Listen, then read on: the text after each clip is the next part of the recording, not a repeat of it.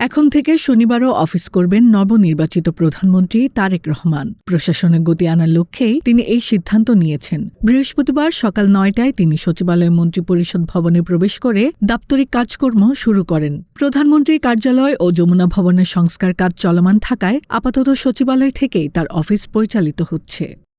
সকালে family card বিতরণ কর্মসূচি নিয়ে আন্তঃমন্ত্রণালয় বৈঠকে সভাপতিত্ব করেন তিনি। বৈঠকে বিভিন্ন মন্ত্রণালয়ের কর্মকর্তারা অংশ নেন।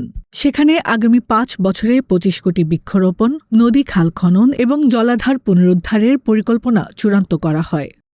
এছাড়া প্রধানমন্ত্রী বিভিন্ন মন্ত্রণালয়ের চলমান প্রকল্পের অগ্রগতি পর্যালোচনা করেন এবং দ্রুত বাস্তবায়নের জন্য প্রয়োজনীয় নির্দেশনা দেন।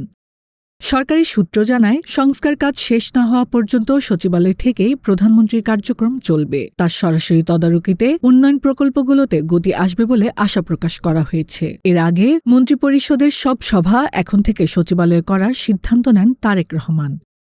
এদিকে প্রধানমন্ত্রী তারেক রহমানের সঙ্গে সাক্ষাৎ করেছেন ৩ বাহিনীর প্রধানরা। বৃহস্পতিবার সকালে অফিসে পৌঁছানোর পর সেনাবাহিনী প্রধান জেনারেল ওয়াকার উজ্জামান, নৌবাহিনী প্রধান অ্যাডমিরাল মোহাম্মদ নাজমুল হাসান, বিমানবাহিনী প্রধান air chief marshal Hasan Mahmud খানের সাথে বৈঠক করেন তিনি।